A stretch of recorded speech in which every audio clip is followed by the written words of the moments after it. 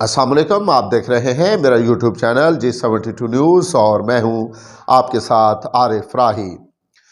नाज़रीन, आज पाकिस्तान तहरीक इंसाफ ने बहुत बड़ा धमाका कर दिया है।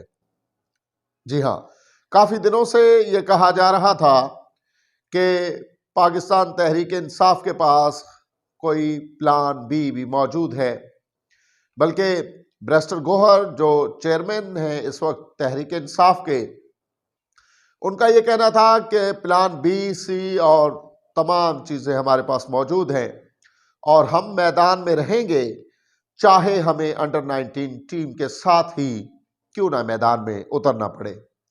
और इस बात का सबूत उन्होंने आज वाज़ेह तौर पर दे दिया कि वो बिल्कुल, जी हाँ, वो किसी भी सूरत में किसी भी हलके को खाली नहीं छोड़ेंगे, क्योंकि कल उन्होंने ऐलानात किए पाकिस्तान तहरीक इंसाफ के कैंडिडेट्स के हवाले से।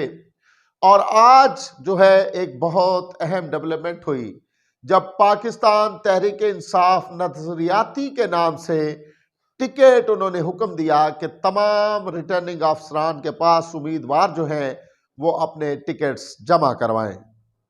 जी हाँ, ये एक शौक था और ये ऐसा शौक था जिसके बारे में किसी ने सोचा भी नहीं था कि पाकिस्तान तहरीक इंसाफ कुछ ऐसा भी कर सकती है। जी हाँ, पाकिस्तान तहरीक इंसाफ नजरियाती के चेयरमैन जो हैं वो हैं अख्तर इकबाल डार।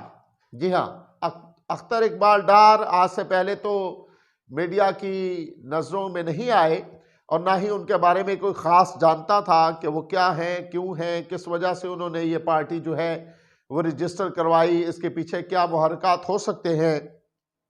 बहुत सारी क्यासाराइयाँ तो ये चल रही थी कि हो सकता है कि तहरीक इंसाफ शेख रशीद की पार्टी अवामी मुस्लिम लीग को इस्तेमाल करते हुए कलम दवात का जो है निशान जो है वो सामने लाए। लेकिन चंद रोज पहले हमने देखा कि इलेक्शन कमीशन ने जब बल्लेबाज का निशान जो है वो जारी किया पाकिस्तान तहरीक इंसाफ नजरियाती को, तो यूं लग रहा था कि ये पार्टी शायद तहरीक इंसाफ के मुकाबले के लिए उतारी गई है और मिलता जुलता निशान दिया गया है ताकि लोगों को जो है वो थोड़ा तजस्सुस मिलाया जा सके और लोगों को बहकाया जा सके कि बल्ला और बल्लेबाज में क्या फर्क है। लेकिन आज हमने देखा कि बिल्कुल एक ऐसा प्लान जो था तहरीक इंसाफ ने हमारे सामने रखा कि उन्होंने बल्लेबाज के ही टिकट इशू कर दिए। बल्कि कुछ लोगों का तो ये कहना है कि जो उम्मीदवार थे, टिकट होल्डर्स थे, उनको टिकट्स पहले ही दिए जा चुके थे, लेकिन ये बात राज में रखने का कहा गया था कि इसको इस कदर आउट नहीं करना जब तक कि बल्ले का निशान नहीं मिलता या बल्ले के बारे में कोई फैसला नहीं होता, तब तक जो है आपने इसको शो नहीं करना। लेकिन हमने देखा कि कल सुप्रीम कोर्ट में जिस तरह से पै दर पै इस केस को डिले किया गया और आज फिर सुबह से लेकर शाम तक समाज चलने के बावजूद कुछ भी उसमें हल होता हुआ नजर नहीं आया। और जब ये पता चला कि वक्त गुजर रहा है तो पाकिस्तान तहरीक इंसाफ ने नजरियाती के टिकट्स जमा कराने का हुक्म दिया अपने तमाम उम्मीदवारान को। और आज जो एक और बड़ी अनहोनी हुई कि बैरिस्टर गौहर जो है तहरीक इंसाफ के चेयरमैन जो है इस वक्त, उनके घर पर हमला हुआ, उनके बेटे को, उनके भतीजे को और उनकी वाइफ के साथ जो है नारवा सलूक किया गया। जो हम देख रहे हैं कि पाकिस्तान तहरीक इंसाफ के उम्मीदवार जो हैं उनके साथ काफी अरसे से हो रहा है। सिर्फ ये नहीं, बैरिस्टर गौहर तो अब इसका निशाना बन रहे हैं, वो भी शायद इस वजह से कि वो तहरीक इंसाफ के चेयरमैन मुंतखब हो चुके हैं, क्योंकि कुछ ऐसी कुव्वतें हैं पाकिस्तान में जो ये बिल्कुल नहीं चाह रही कि पाकिस्तान में किसी भी तहरीक इंसाफ के उम्मीदवार को सुकून से रहने दिया जाए। उनके कारकुनान के साथ आपने देखा कि कितनी बड़ी नाजायजियां हुई, उनके घरों पर हमले हुए। बहुत सारे ऐसे उम्मीदवार जो साबका MNAs रहे उनके साथ कैसा रवैया इख्तियार किया गया, ये सब ने देखा। इसी के साथ जो आज एक और अपसेट न्यूज़ आई वो ये थी कि शेख रशीद के सामने भी एक उम्मीदवार जो है पाकिस्तान तहरीक इंसाफ ने अपना मैदान में उतार दिया। जी हाँ, शेख रशीद को ये उम्मीद थी, बल्कि वो बारहा अपनी स्पीचेस में, प्रेस कॉन्फ्रेंस में या मीडिया टॉक्स में कहते थे कि तहरीक इंसाफ का वोट उन्हें मिलेगा, लेकिन इस बार शायद ऐसा लगा कि ये नहीं चलने वाली गेम। पाकिस्तान तहरीक इंसाफ ने कोई हल्का भी खाली नहीं छोड़ा। गुज़श्ता इलेक्शन में चौधरी निसार अली खान के सामने भी पाकिस्तान तहरीक इंसाफ ने कैंडिडेट खड़ा नहीं किया था और शेख रशीद के हल्के में भी नहीं किया था, लेकिन इस दफ़ा 2024 के इलेक्शन में कोई हल्का भी खाली नहीं छोड़ा जा रहा। हर हल्के से, चाहे वो कदावर उम्मीदवार है या छोटा कद रखने वाला, यानी सियासी कद की मैं बात कर रहा हूं कि जिसकी सियासत में इतना बड़ा पुख्ता तजर्बा नहीं है, उसको भी टिकट दिया जा रहा है और वो पाकिस्तान तहरीक इंसाफ नजरियाती के इलेक्शन प्लेटफॉर्म से इलेक्शन लड़ेगा भी और वो मैदान में उतरेगा।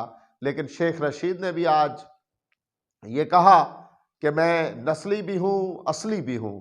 लेकिन देखते हैं कि इस नस्ली और असली के नारे के बाद क्या तहरीक इंसाफ कोई हिकमत अमली बनाती है, अपने टिकट होल्डर से टिकट वापस लेती है, या ऐसा बिल्कुल नहीं होता। लेकिन लग नहीं रहा कि ऐसा होगा। और इसी के साथ कुछ दिन पहले हमने देखा कि एक जो था हैशटैग था और सोशल मीडिया पर बहुत अहमियत इख्तियार कर गया था कि नौरीन रो रही है। तो आज नौरीन की सुप्रीम कोर्ट में भी एंट्री हो गई और वहां उन्होंने बुलंदो बाला दावे किए कि तहरीक इंसाफ तो मैं हूं और मेरे बगैर तहरीक इंसाफ नहीं हो सकती। हालांकि वो खुद तहरीक इंसाफ से जा चुकी थी, बाज़ाब्ता तौर पर ऐलान कर चुकी थी। चौधरी सरवर जब काफ लीग में शामिल हो रहे थे तो उस मजमे में वो भी शामिल थी और उन्होंने भी आमादगी जाहिर की थी कि वो काफ लीग में शामिल हो रही हैं। लेकिन पीटीआई और पाकिस्तान तहरीक इंसाफ की मकबूलियत ने शायद उनके दिल में फिर से वसवसा डाल दिया।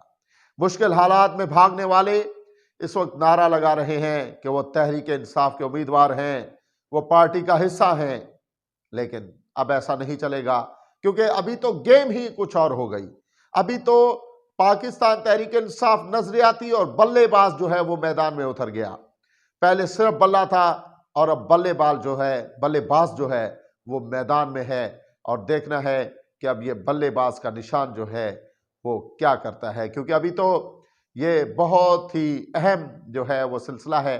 और तहरीक इंसाफ ने ये हिदायत जारी की है कि तमाम उम्मीदवार जो है वो टिकट जमा करवा कर और टिकट का जो है प्रूफ लें कि उनकी टिकट जो है वो जमा हो चुकी है, और ये ना हो कि कल को ये कह दिया जाए कि फलां उम्मीदवार की टिकट तो जमा ही नहीं हुई। इसलिए इस वक्त जो है हमारे सामने है तहरीक इंसाफ की हिकमत अमली एक बहुत ही बदले हुए रुख में शुरू हो चुकी है। और अब देखते हैं कि आगे आगे क्या होता है, कौन से सरप्राइज जो है वो हमारे सामने आते हैं। और ये सरप्राइज यकीनन मुझे लगता है बहुत ज़्यादा आएंगे। तब तक अपना और अपने प्यारों का रखिएगा ख्याल। हमें दीजिएगा इजाज़त। अल्लाह ने के बाद।